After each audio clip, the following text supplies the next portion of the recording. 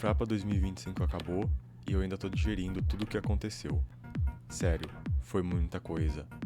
Foram dias intensos, cheios de roteiristas, produtores, estudantes e gente que vive, ou, assim como eu, sonha em viver do mercado audiovisual. E nesse vídeo eu quero dividir um pouco do que eu vi, ouvi e aprendi desse que é o maior festival de roteiro da América Latina.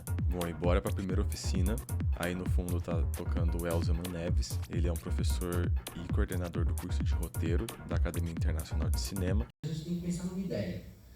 E é isso que é uma das coisas mais legais quando a gente pensa em escrever, quando a gente começa a escrever. Qual é o processo criativo da gente, né, de cada um de vocês? Como é que a gente pira? O que nos emociona? O que nos estimula? O que nos motiva a criar, a construir? É muito louco, porque tem gente que precisa necessariamente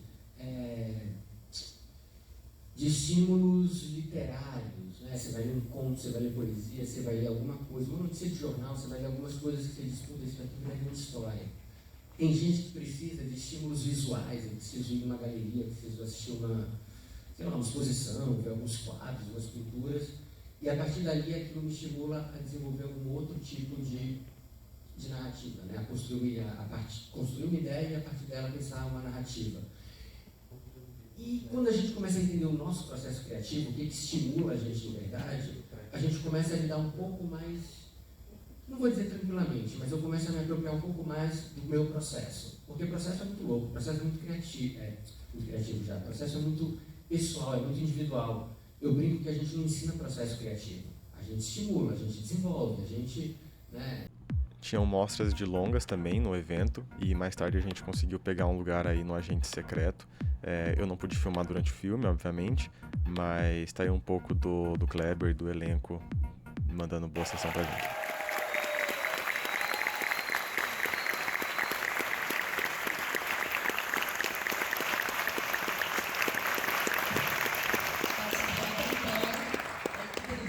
Obrigada por estarem aqui com a gente e da nossa parte, boa sessão, gente. Bom, terça é o dia que tudo começa a acontecer. O festival começa a tomar mais forma e acabou a introdução. É basicamente agora a pauleira daí pra frente. E aí você começa a ver que muita gente tá ali, né? Basicamente óbvio que pelo mesmo motivo, mas é basicamente ideias e conhecer gente. Bom, o dia começou com um workshop de construção da atmosfera de terror com a Ana Trávia e a Antônia Balduin. Cara, eu saí de lá até com medo, porque olha, foi pancada. E foi muito interessante para ver que o medo no cinema, ele não necessariamente vem do monstro em si, né? Ele vem da expectativa do que pode acontecer ou não.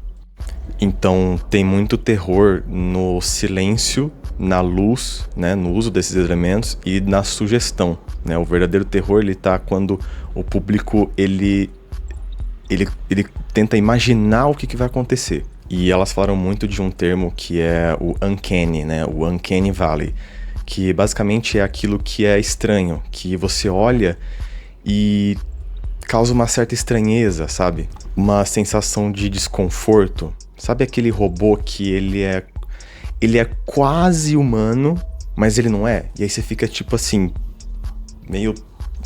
É basicamente uma reação psicológica que a gente tem a essas pequenas estranhezas, que eles dão justamente essa sugestão do terror, que é humano, não é? O que isso vai fazer, né? Onde isso vai? O que isso vai fazer comigo? Elas passaram um exemplo na apresentação de um filme chamado Pulse, do Kiyoshi Kurosawa. E, cara, esse é um exemplo perfeito disso que eu comentei, e que elas comentaram, né? Quem sou eu? Da construção do terror a partir dessa expectativa do que o espectador acha que vai acontecer e também desse uncanny, né? Eu vou passar aí um trecho pra vocês, eu não sei se eu consigo colocar a cena toda por causa de direitos, eu vou tentar colocar a parte exata que passa esse uncanny valley, que é aquilo, assim, o que é isso?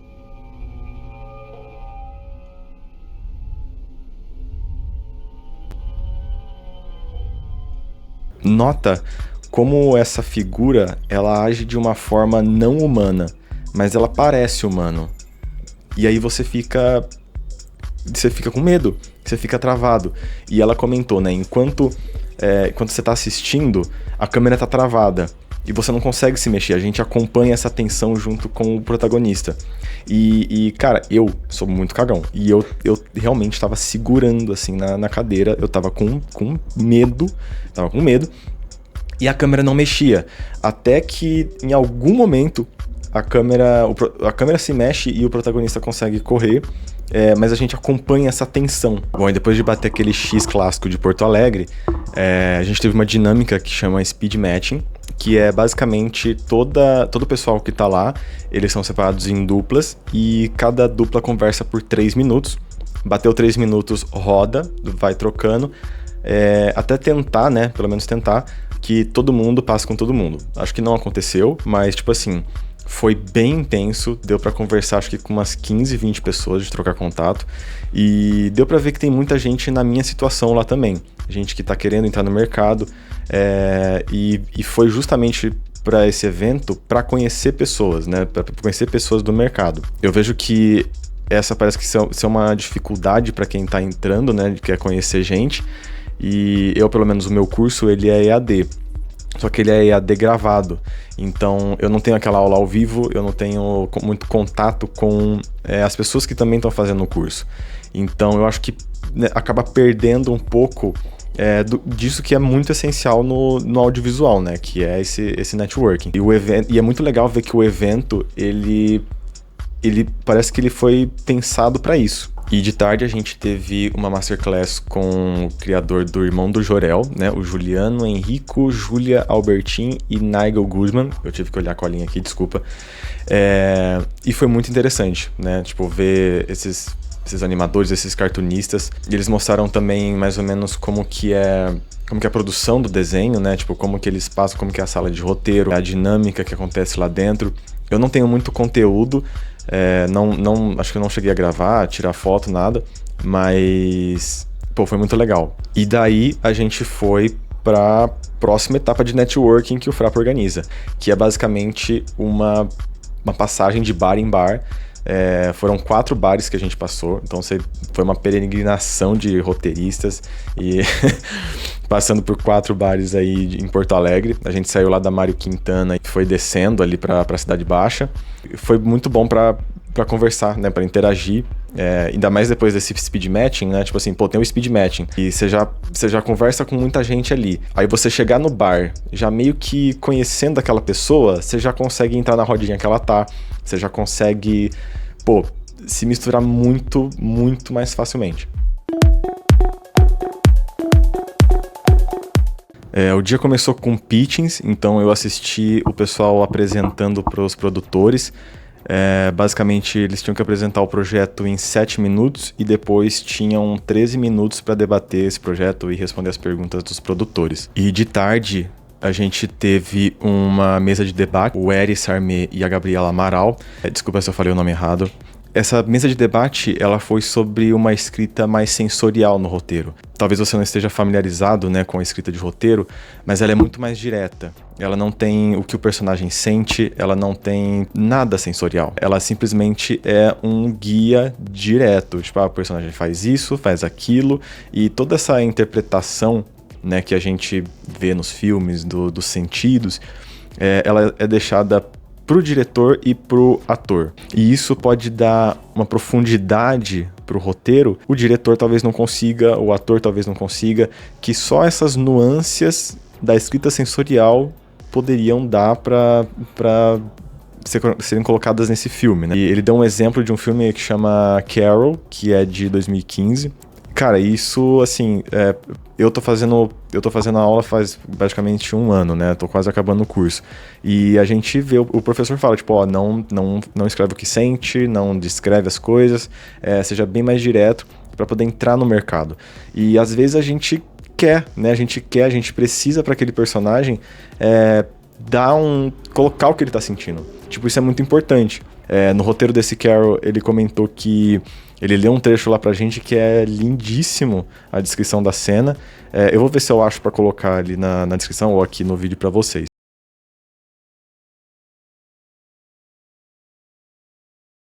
E depois a gente partiu para uma palestra do Marcel Isidoro, que é um produtor, né?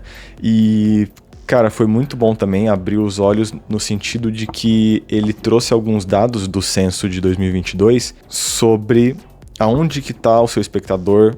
Então ele mostrou, tipo, aonde que o Brasil consome mais conteúdo, se é YouTube, se é Kawaii, se é TikTok, se é Globo, se é Netflix, se é, né, streamings, enfim, Amazon. E esses dados foram, assim, faz você pensar de uma outra forma, porque às vezes, pelo menos eu, né, eu penso muito em escrever pro streaming, né, sei lá, pra Netflix fazer um filme meu, porque senão você acaba dependendo de editais do governo para conseguir dinheiro, mas ele trouxe, por exemplo, essa questão de que existem outros canais que o Brasil também consome, não só o streaming. E pelo menos eu, né, eu não sei, você roteirista que tá me assistindo, mas quando eu penso em escrever em um filme, eu ainda tenho uma visão muito de Hollywood. E a gente não tá em Hollywood, a gente não vai produzir filme de Hollywood, a gente vai produzir filme brasileiro, filme aqui, Brasil.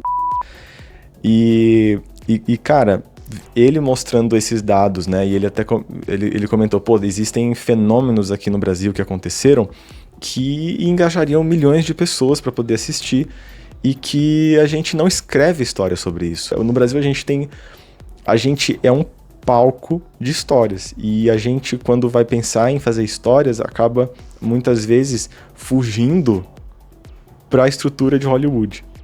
E de noite, mais uma interação aí do Frapa, mais um bar. A gente foi num bar e nesse teve uma dinâmica que é o Drinking Pitching. Você toma um shot e apresenta uma ideia, né? De acordo com uma palavra e um gênero que é sorteado na hora. Então, assim, você vê...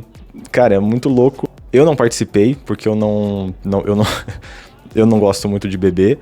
Mas, cara, quem participou, toma 1, 2, 3, porque o que acontece, né? Você vai falando a sua ideia e se a plateia não tá curtindo a sua ideia, eles pedem pra você beber, tem que beber pra poder continuar a apresentar a sua ideia, senão você tem que parar. Bom, quinta-feira na parte da manhã a gente começa com pitchings.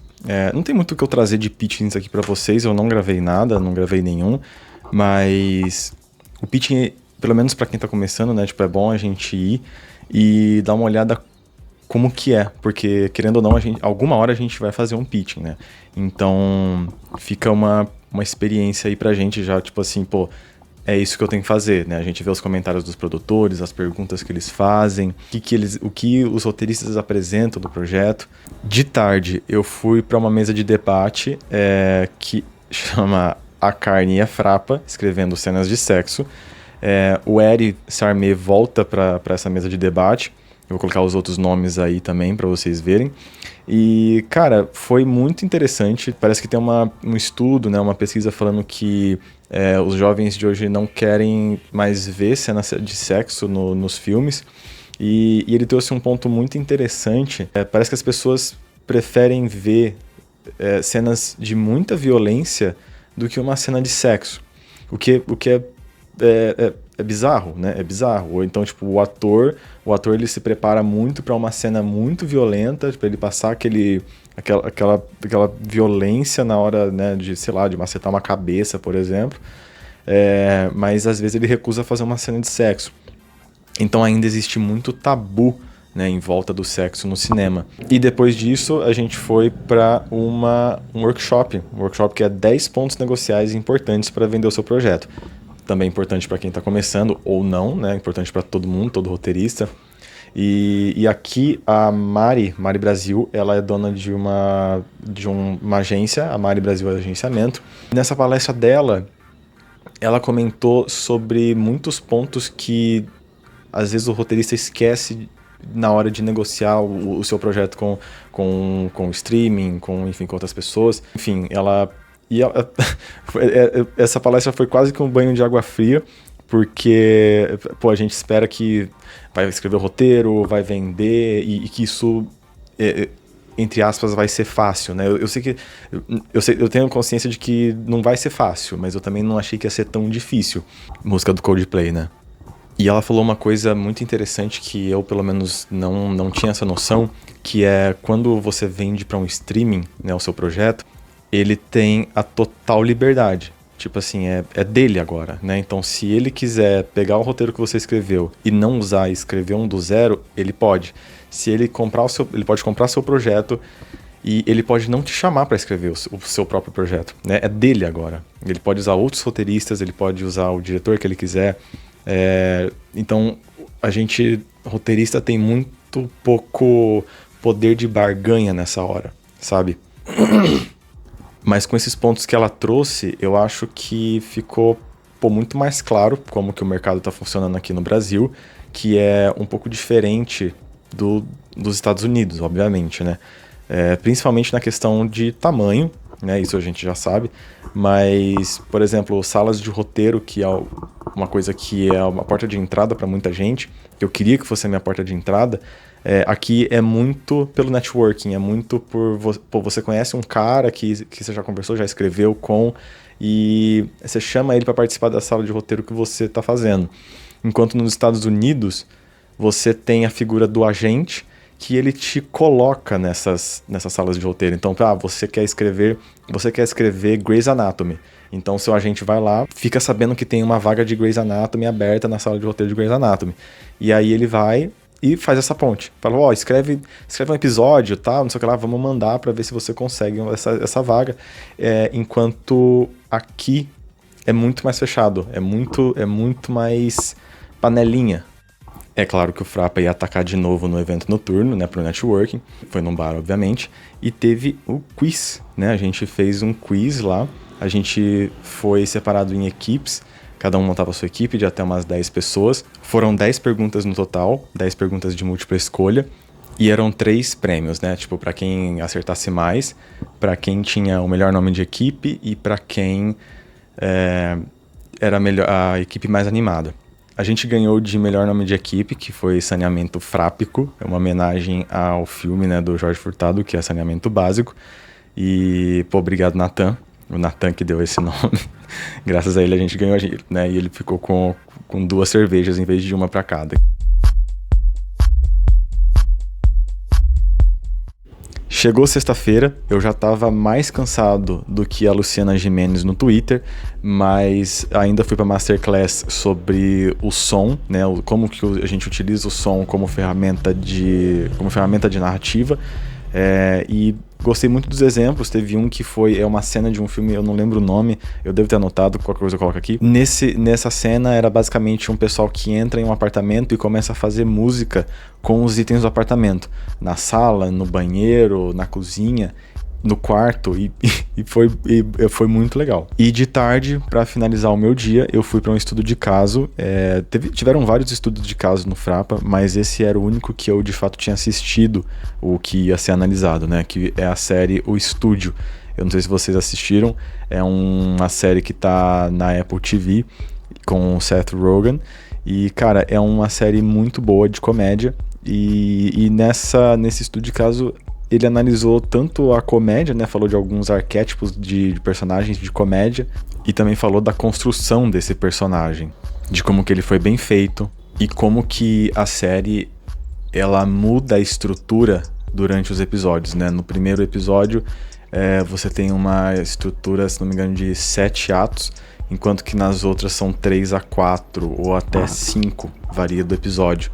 O que é um tipo de estrutura muito diferente para uma série de comédia. E a série é muito boa. Se você não viu, eu super recomendo que veja. E com isso acabou, eu fui para casa dar uma descansada, porque é claro que de noite ia ter mais um bar.